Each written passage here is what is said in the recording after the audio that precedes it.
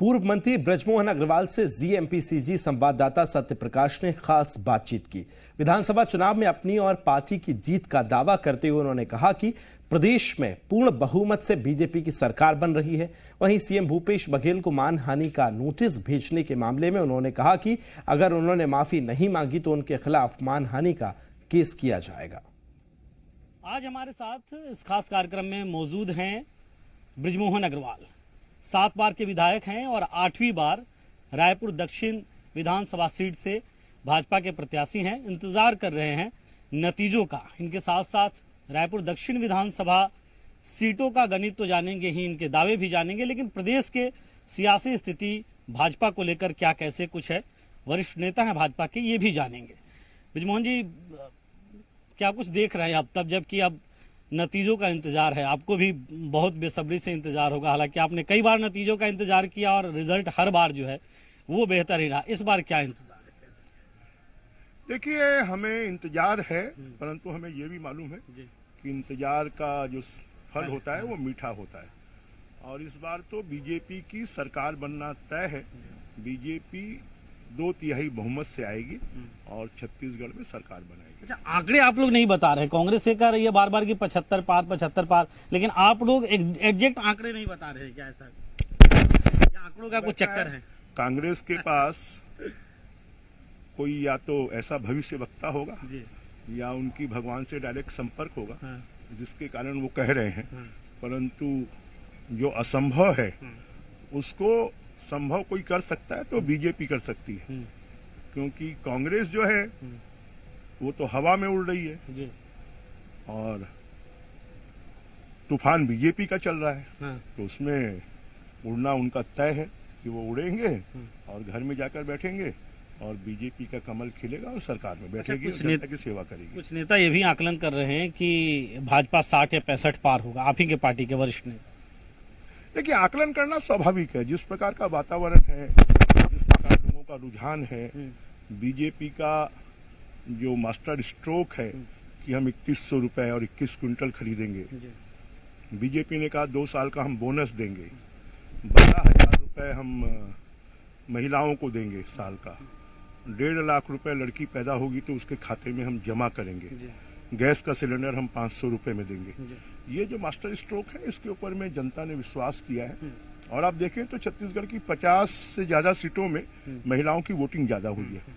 वो इस बात को दिखाती है कि महिलाओं ने बढ़ चढ़कर बीजेपी ने जो वादे किए हैं उसके ऊपर में विश्वास किया है और इसके आधार पर हमारे नेताओं के जो दावे हैं वो सही साबित होंगे। अच्छा, रायपुर दक्षिण जीतेंगे। ये रायपुर की जनता 7 बार जीती, 8वीं बार भी जीतेगी। लीड कैसी रहेगी? अच्छी, पहले से ज्यादा लीड रहेगी। अच्छा, अभी आपने मानहानि का नोटिस भी भेजा है, मुख्यमंत्री भूपेश बघेल को भेजा है, सुशील शुक्ला जो संचार प्रमुख हैं उनको भेजा है। कुछ जवाब अब आया और किस बात से नाराज है? नहीं, नाराज नहीं है। राजनीति में कभी भी घटिया स्तर पर नहीं जाना चाहिए और मुख्यमंत्री जैसे पद पर बैठे हुए व्यक्ति अगर वो घटिया शब्दों का उपयोग करते हैं और मेरे जैसे सीनियर नेता के बारे में करते हैं तो ये बहुत दुखद है और राजनीति का स्तर गिराने वाला है। क्योंकि मैं इतने मध्य प्रदेश के जमाने से 35 साल से विधायक हूँ।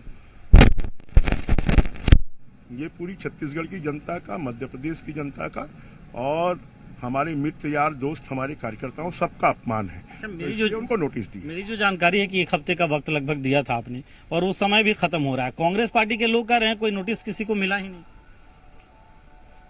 अब मिला है या नहीं मिला, मैंने तो नोटिस समाचार पत्रों में भी अब जारी हो गया है, तो ये मान लीजिए मिल गया है। जो जनप्रतिनिधि है उसको अगर कहीं से सार्वजनिक सूचना भी मिलती है तो उसको आगे क्या रुख रहेगा अगर जवाब नहीं दिए तो? हम उनके खिलाफ में मानहानि का मुकदमा करेंगे, क्रिमिनल केस भी करेंगे, सिविल केस भी करेंगे और उनको मजबूर करेंगे कि या तो माफी मांगे या जो मानहानि की है उस दावे को पूरा करें। अच्छा, रायपुर संभाग को लेकर क्या आपको समीकरण नजर आता है? क्योंकि 20 सीटें रही हैं, 20 सीटों में ज्यादातर में कांग्रेस है अभी फिलहाल। इस बार क्या नतीजा आपको लग रहा है, कैसा रहेगा? इस बार बीजेपी की ज्यादा सीटें आएंगी, कांग्रेस से ज्यादा सीटें आएंगी।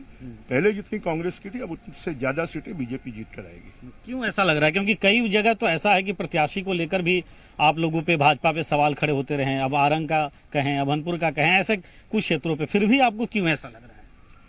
क्योंकि जनता बीजेपी के पक्ष में थी जी। और जनता ये मानती है कि उनके लिए ज्यादा हित के काम, जनता की सेवा के काम, विकास के काम, क्योंकि कांग्रेस ने पिछले 5 साल में विकास के एक कंकड़ पत्थर भी नहीं रखा है।